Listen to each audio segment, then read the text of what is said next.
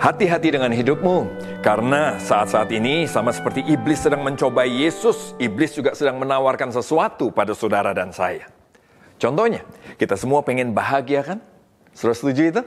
Seakan-akan tidak ada yang salah dengan itu semua, tapi pertanyaannya adalah begini. Apa yang saudara maksud dengan bahagia? Baru-baru ini ada sebuah survei internasional yang diadakan, dan ini hasilnya. Bahagia adalah punya penghasilan minimal sekian setiap bulannya. Karena bahagia adalah menjadi kaya raya.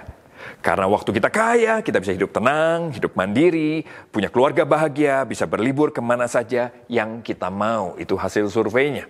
Tragisnya, 50% lebih dari yang mengisi survei itu juga mengatakan bahwa mereka terlalu banyak menghabiskan waktu untuk mengejar kekayaan. Sehingga pada akhirnya mereka merasa tidak bahagia. Saudara lihat itu. Apa yang ditawarkan iblis seakan-akan begitu menarik. Seakan-akan gak ada yang salah. Tapi sebetulnya menjebak hidup kita dalam pola yang iblis mau. Kita pikir kita akan bahagia kalau kita mendapatkan apa yang menjadi impian kita. Tapi ternyata setelah kita mendapat apa yang kita mau, itu akan menjadi biasa aja lewat waktu. Dan kita akhirnya mulai mikir, kok jadi biasa ya? Dan kita coba mengejar lebih banyak lagi untuk mendapatkan kebahagiaan itu lagi. Begitu terus seumur hidup kita, nggak ada ujungnya, nggak ada puasnya, dan tidak ada bahagianya pada akhirnya. Dari mana semua prinsip kebahagiaan itu datang? Sekali lagi, diam-diam semua pemikiran antikristus itu masuk lewat film, sosial media, pendidikan, nilai-nilai dalam masyarakat yang tidak sesuai dengan firman Tuhan. Coba kita lihat apa yang firman Tuhan katakan tentang bahagia. Berbahagialah orang yang merasa tidak berdaya dan hanya bergantung pada Tuhan saja. Berbahagialah yang seperti itu, karena mereka akan menjadi umat Tuhan.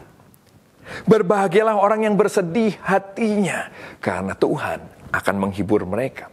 Berbahagialah orang yang rendah hati, karena Allah yang akan menggenapi janjinya buat mereka. Berbahagialah orang yang rindu melakukan kehendak Allah, karena Allah akan memuaskan keinginan mereka. Berbahagialah orang yang mengasihi orang lain, karena Allah akan mengasihani mereka semua juga. Dan seterusnya. Saya coba kasih juga buat saudara Filipi 2 ayat 5-8 dari bahasa Indonesia sehari-hari, dan saya akan kasih dengan kata-kata saya untuk bagian ini. Coba perhatikan saudara. Hendaklah kamu dalam hidupmu ini menaruh pikiran dan perasaan yang terdapat juga dalam Kristus Yesus. Yang walaupun dia Allah, tapi tidak menganggap kesetaraan dengan Allah itu sebagai milik yang harus dipertahankan. Melainkan mau mengosongkan dirinya sendiri dan mau menjadi seorang hamba. Dan menjadi sama dengan manusia.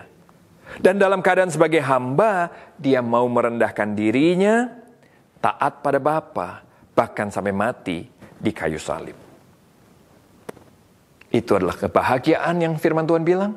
Itu adalah pikiran dan perasaan Kristus yang sebenarnya, bukan antikristus. Mungkin saudara bilang, tapi Pak, gitu ya. Tapi Pak, mana ada orang di dunia ini yang mau seperti itu? Nah, itu dia saudara. Coba lihat bagaimana firman Tuhan sudah jadi aneh buat kita. Firman Tuhan jadi nggak masuk akal buat kita. Kenapa bisa begitu? Karena kita sudah mulai berpikir seperti dunia berpikir. Itulah yang disebut gini, banyak orang Kristen tapi pikirannya antikris. Nah, ini yang lebih bahaya daripada sekedar nungguin chip, nungguin tanda 666, jangan-jangan pikiran dan tangan kita sudah ditandai dengan tanda antikris, dengan pikiran antikris. Sekali lagi saya bacakan buat saudara 1 Yohanes 4 ayat 3 dan 5. Roh itu adalah roh antikristus, dan tentang dia kamu telah dengar bahwa dia akan datang, dan sekarang ini dia sudah ada di dalam dunia. Mereka berasal dari dunia, sebab itu mereka bicara tentang hal-hal duniawi, dan dunia mendengarkan mereka. Mana yang lebih masuk dalam diri hati saudara, pikiran saudara? Mana yang lebih saudara dengarkan? Firman Tuhan atau apa yang dunia sampaikan pada kita?